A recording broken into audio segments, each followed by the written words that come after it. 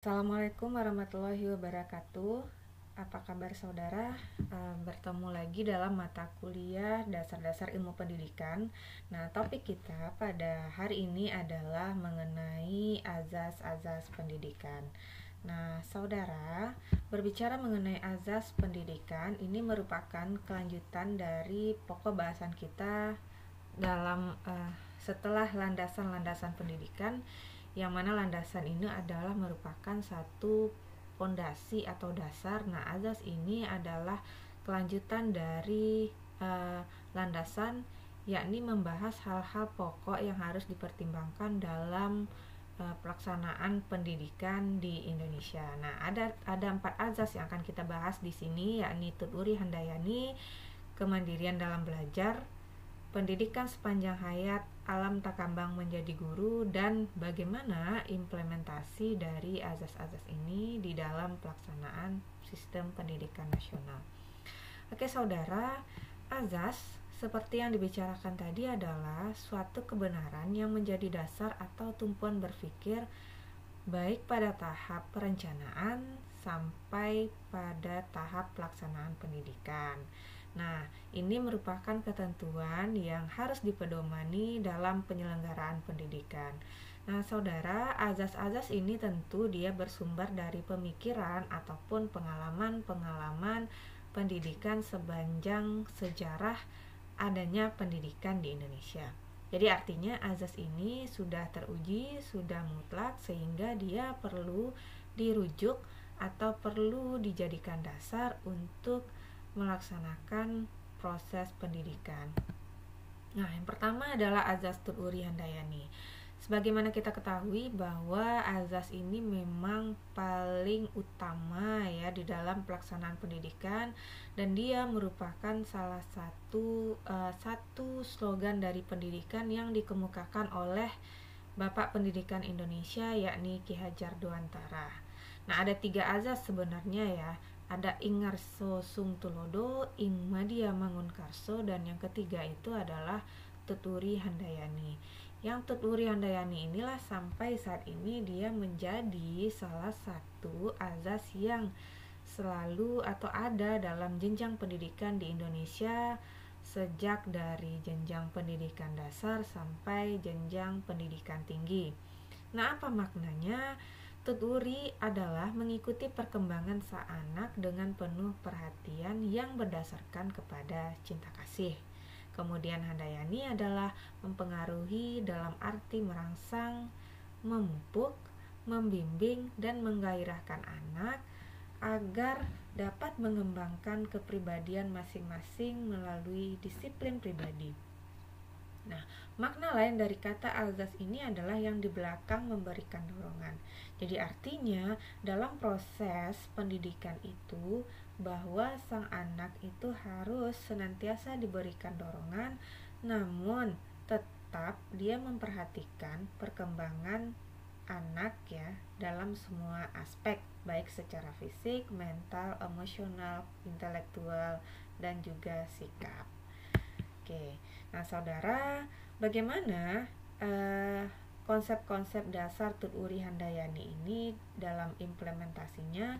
Pertama, pendidikan itu harus tanpa paksaan. Kemudian pendidikan itu harus tertib dan damai, pendidikan itu tidak memanjakan, pendidikan itu menciptakan iklim, dan pendidikan itu memotivasi. Jadi ini adalah poin-poin bagaimana nanti pembelajaran, pengalaman belajar itu direncanakan dengan konteks 5 konsep dari Tuturi Handayani ini. Oke saudara, kita lanjutkan. Yang berikut adalah azas kemandirian dalam belajar. Nah, kemandirian dalam belajar ini dikenal dengan istilah self-directed learning. Jadi artinya belajar mandiri memandang siswa sebagai manajer dan pemilik tanggung jawab dari proses pembelajaran. Kemudian ada peran dan kemauan serta motivasi belajar mandiri ya yang harus dimiliki oleh siswa, dan guru mengupayakan selalu memelihara usaha siswa dalam belajar secara mandiri. Kemudian belajar mandiri kendali itu berangsur-angsur dari guru kepada siswa. Jadi artinya fokus di sini dalam proses pembelajaran adalah dari sisi siswa, bukan dari sisi guru, atau konsep pembelajarannya adalah student centered learning. Oke saudara, berikutnya azas pendidikan kita adalah pendidikan itu berlangsung sepanjang hayat atau long life learning. Nah, ini adalah konsep pendidikan yang ada di Indonesia, sehingga ada jenjang pendidikan itu yang disebut dengan jenjang pendidikan non formal atau pendidikan luar sekolah. Nah, ini adalah konsep pendidikan bahwa pendidikan itu berlangsung sepanjang masa.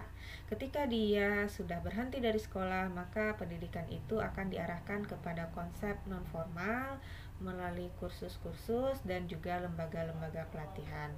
Nah, pendidikan ini diharapkan memberikan kesempatan kepada siswa untuk menemukan ide dan prakarsa yang berkaitan dengan mata pelajaran yang diajarkan, kemudian melibatkan siswa yang maksimal secara mental dalam mengaktualisasikan pengalaman belajar, dan kemudian peranan sebagai pendidik itu mengarahkan siswa sebagai motivator, fasilitator, dan juga pembimbing.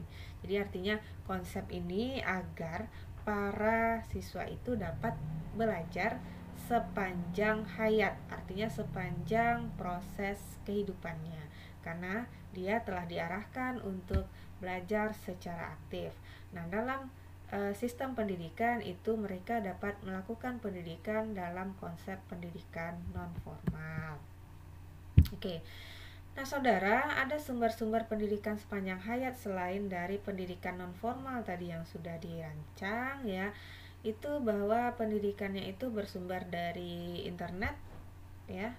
Kita tahu ada banyak fasilitas di internet itu, dari YouTube, dari website. Nah, itu bisa diakses, bisa belajar, bisa bersertifikat. Kemudian ada dari sekolah. Nah, memang secara khusus ya dirancang. Kemudian ada dari konsep pendidikan luar sekolah. Nah, ini banyak dilakukan pada PKBM ya, Pusat Kegiatan Belajar Masyarakat. Oke saudara, azas yang terakhir yakni alam takambang menjadi guru. Jadi artinya bahwa pendidikan itu dilaksanakan di dalam masyarakat dengan memanfaatkan alam sebagai sumber belajar. Nah, apa yang dimaksud dengan alam takambang menjadi guru? Pertama, belajar dari alam dan seisinya, kemudian belajar dari pengalaman, dan belajar dari lingkungan.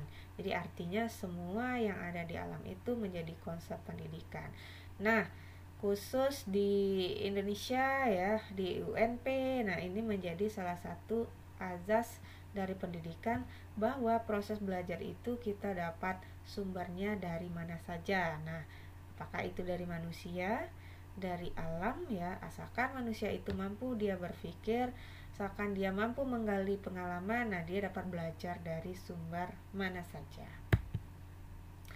Oke saudara, apa implementasinya? Nah, salah satunya adalah cara beradaptasi dengan lingkungan, cara bertahan hidup dan cara menyelesaikan masalah, kemudian cara berinteraksi dengan orang lain. Jadi artinya ada banyak sekali konsep-konsep belajar dalam kehidupan ini ya, dalam pendidikan ini memang tidak memungkinkan atau kurang didapat dari jenjang pendidikan formal. Misalnya cara bertahan hidup. Nah, itu bertahan hidup itu misalnya seseorang hidup dalam lingkungan ya, lingkungan yang kondisinya tidak sesuai dengan yang diharapkan, namun dia dapat bertahan. Nah, salah satu solusinya itu adalah karena dia mampu belajar dari alam maupun dari pengalaman orang lain. Oke saudara, jadi ada 4 azas-azas pendidikan yang tadi telah dibicarakan ya.